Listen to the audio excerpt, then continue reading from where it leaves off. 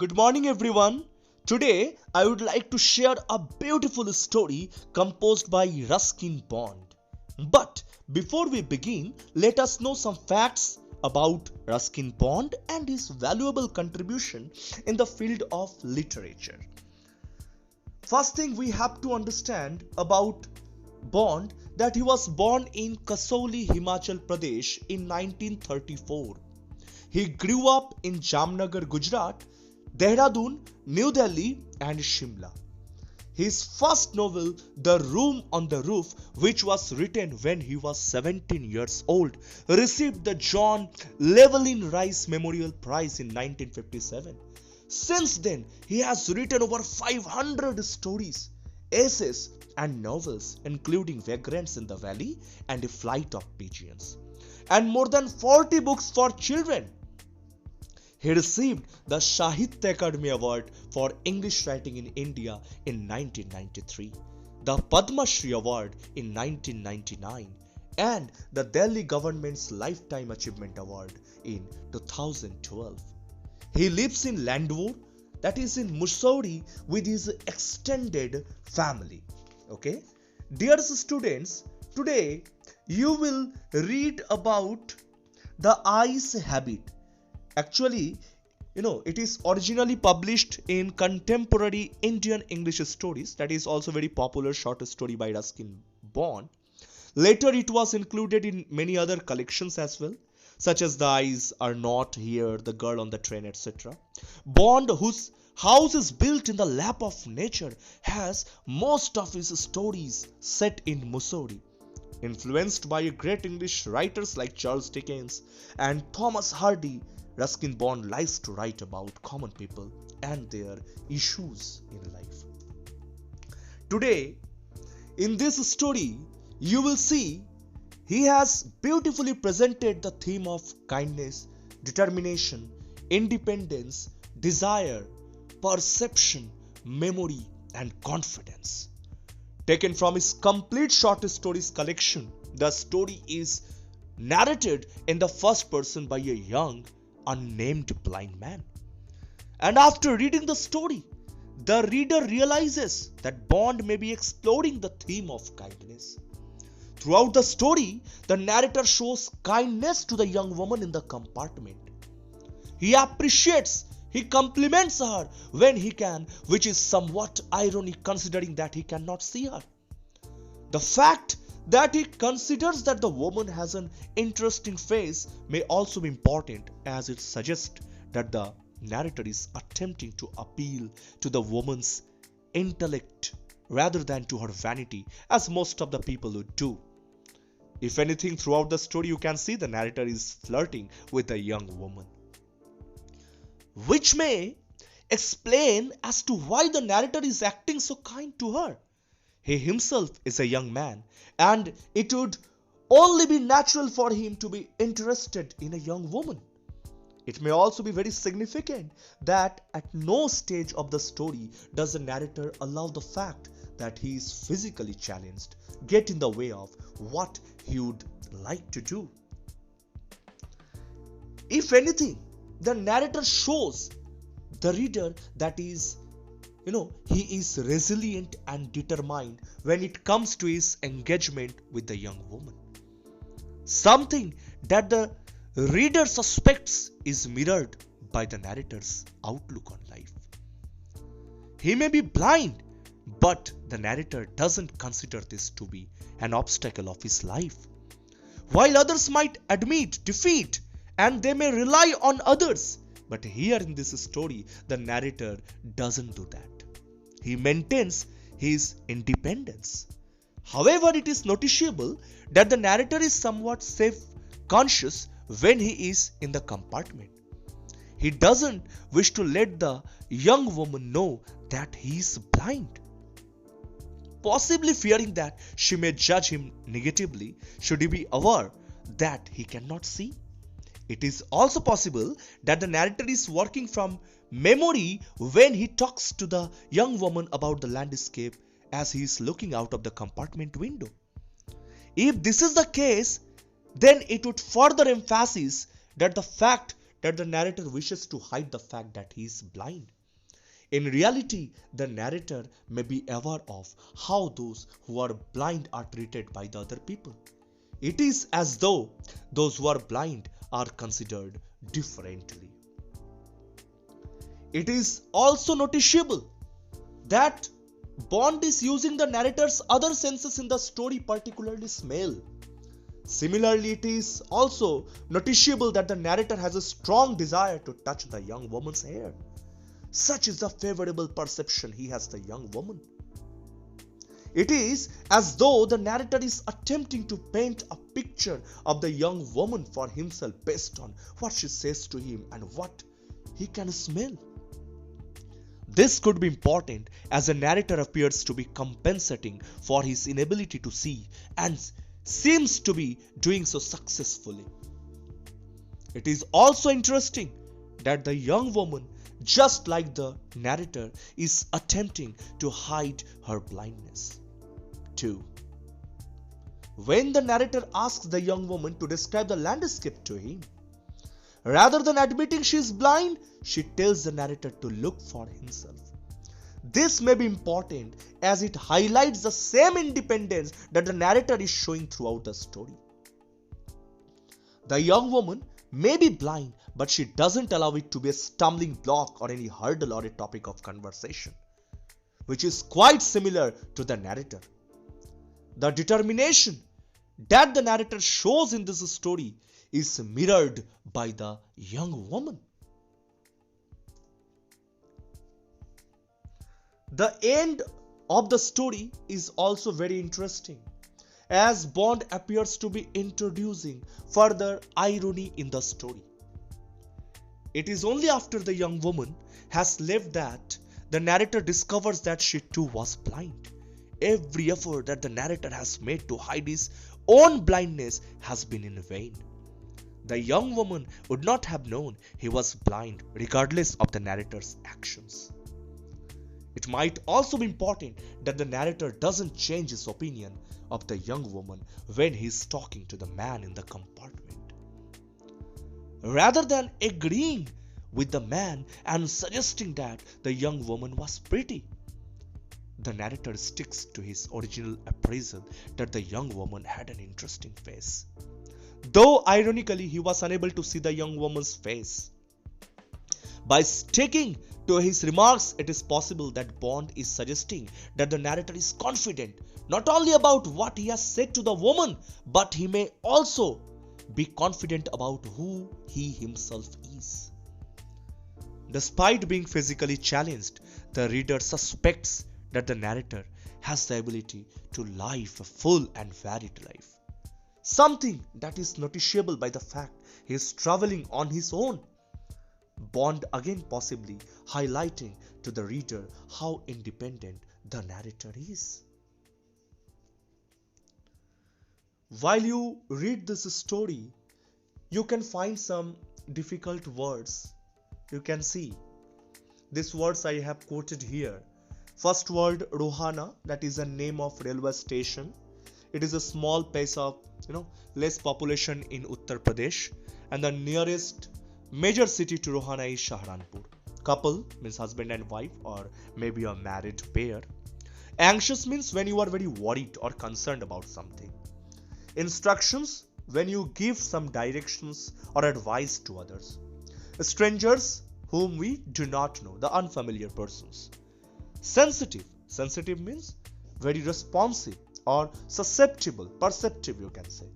Dehra, here the small form is used, short form is used, that is a town in Kangra district in Himachal Pradesh, Dehradun. Startled, it shows your surprisable moment when you are amazed or surprised, that is a startled.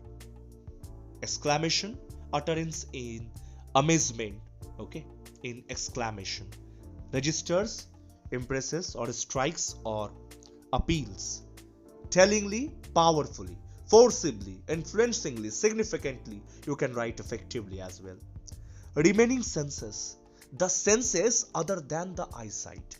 you may have some other senses, the touching sense, or you are able to recognize the voice or something else like that. Okay, what you cannot see, but you can sense the same thing with other senses. So those are known as the remaining senses.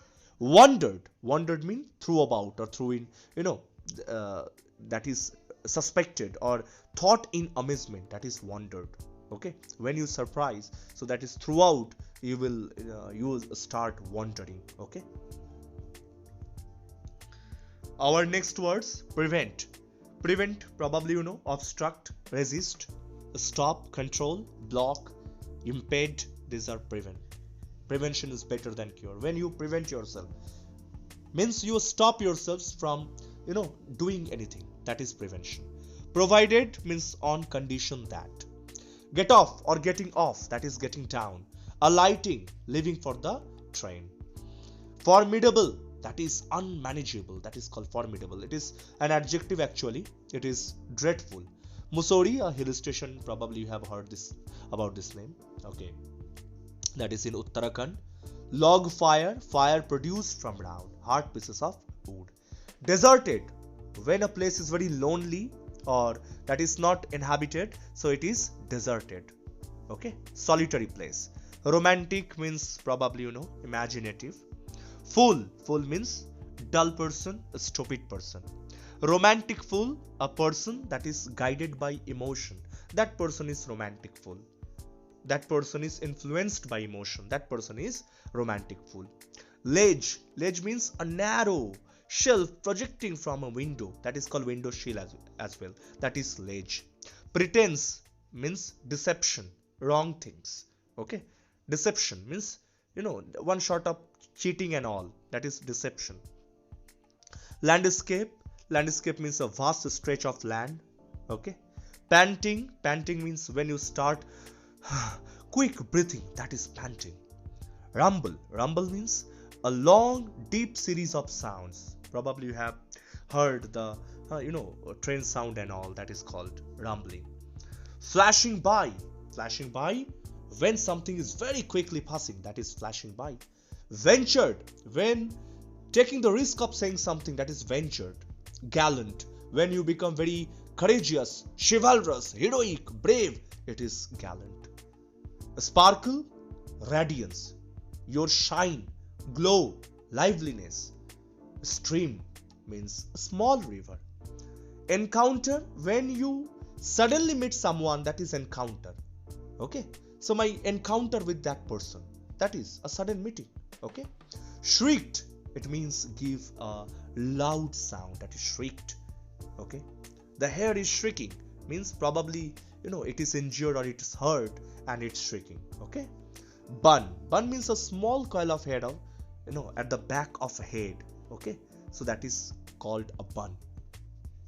Plaited, arrangement of hair in 3 or more interlaced strands. Okay, especially women do. Okay, you can see that is called plaited. Porters are the persons who carry bags and loads of the other people. You can say coolies as well. Vendors, who are vendors? The sellers of food. Tantalizing means tempting. When something excites you, that is very provoking, so that is called tantalizing. Lingered means remained or continued to exist. It is prevailed. Confusion means you can say mess, disorder, chaos. That is confusion. Well, our next word is stammered. When you have some problems in speaking, okay, so you are uttering with faltering accent, so it is a stammering. Okay, you have some hurdles in speaking. You cannot utter the words properly, so you are stammering. Apology means pardon, a statement of regret when you have done something wrong. Banged, when you create a loud noise, okay, while closing any door or any window, that is called banged. Groaned when a painful sound is made, that is groaned. Make a long deep wailing sound, that is groaned. Fascinating means something that is very charming, very interesting, highly attractive, that is fascinating. Reverie means daydream. high-pitched, very loud and sharp, shrill sound. Disappointed when you are upset, sad, dejected, pensive when you are disheartened, so you are disappointed for something else.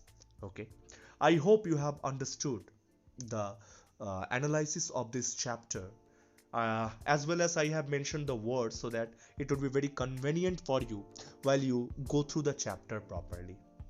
Dear students, I have added one video to make the whole drama alive, so watch it and enjoy.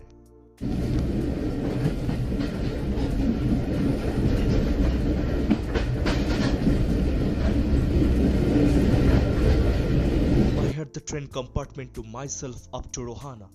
Then a girl got in. The couple who sawed off were probably her parents. They seemed very anxious about her comfort, and the woman gave the girl detailed instructions as to where to keep her things, when not to lean out of windows, and how to avoid speaking to strangers. They called their goodbyes and the train pulled out of the station. As I was totally blind at the time, my eyes sensitive only to light and darkness, I was unable to tell what the girl looked like. But I knew she wore slippers from the way she slapped against her heels. It would take me some time to discover something about her looks, and perhaps I never would, but I liked the sound of her voice and even the sound of her slippers. Are you going to Tara? I must have been sitting in the dark corner because my voice started heard. Oh, I didn't know anyone else was here. Well, it often happens that people with good eyesight fail to see what is right in front of them. They have too much to take in, I suppose, whereas people who cannot see or see very little have to take in only the essentials, whatever registers tellingly on their remaining senses. I didn't see you either, but I heard you come in. I wondered if I would be able to prevent her from discovering that I was blind, provided I kept to my seat. I thought it should not it be too difficult. I'm getting off at Saharanpur. My aunt is meeting me there. Then I must not get familiar with you. Cause, you know. Where are you going? Tara and then to Mussoorie. Oh, how lucky you are. I wish I were going to Mussoorie. I love the hills, especially in October. Yes, the hills are covered with dahlias and the sun is delicious. And at night you can sit in front of the log fire and drink a little brandy. Most of the tourists have gone and the roads are deserted. October is the best time. She was silent. I wondered if my words had touched her, or whether she thought I was a romantic fool. Then I made a mistake. What is it like outside? She seemed to find nothing strange in the question. Had she noticed already that I could not see? But her next question removed my doubts. Why don't you look out of the window? I moved easily along the berth and felt for the window ledge. The window was open and I faced it, making a pretense of studying the landscape. I heard the panting of the engine, the rumble of the wheels, and in my mind's eye I could see telegraph post flashing by. Have you noticed that the tree seems to be moving while we seem to be standing still? That always happens. Do you see any animals? No. I knew that there were hardly any animals left in the forest near Dehra. I turned from the window and faced the girl, and for a while we sat in silence. You have an interesting face. It's nice to be told that I have an interesting face. I'm tired of people telling me I have a pretty face. I was becoming quite daring, but it was a safe remark. Few girls can resist flattery. She laughed pleasantly, a clear, ringing laugh. Oh, so you do have a pretty face. Well, an interesting face can also be pretty. You are a very gallant young man. But why are you so serious? I thought I would try to laugh for her, but the thought of laughter only made me feel troubled and lonely. Well, we'll be at your station soon. Thank goodness it's a short journey. I can't bear to sit in a train for more than 2 or 3 hours. Goodbye. Yet, I was prepared to sit there for almost any length of time just to listen to her talking. Her voice had the sparkle of a mountain stream. As soon as she would leave the train, she would forget our brief encounter, but it would stay with me for the rest of the journey and for some time after. The engine's whistle shrieked, the carriage wheels changed their sound and rhythm. The girl got up and began to collect her things. I wondered if she wore her hair in a bun or if it was plaited. Perhaps it was hanging loose over her shoulders. Or was it very cut short? The train drew slowly into the station outside. There was a shouting of the porters and vendors, and a high-pitched female voice near the carriage door. That voice must have belonged to the girl's aunt.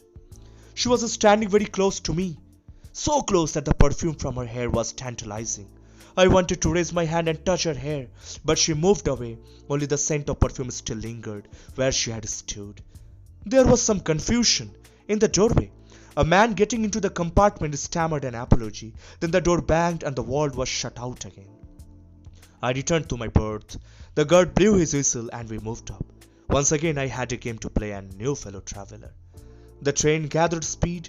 The wheels took up their song. The carriage groaned and shook. I found the windows and sat in front of it, staring to the daylight that was darkness for me. So many things were happening outside the window. It could be a fascinating game, guessing what we went out over there.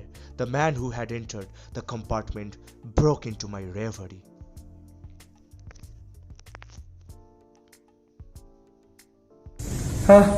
You must be disappointed. I am not really as attractive travel companion as the one just left.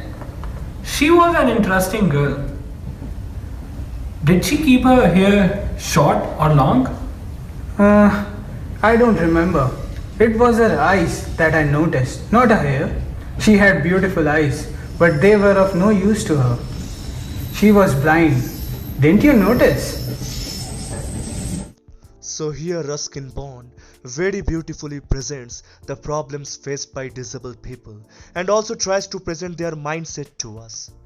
People with disabilities, as in this case sightlessness, to be able to mix well with the crowd, and so they try to hide their weaknesses and be somebody who they are not.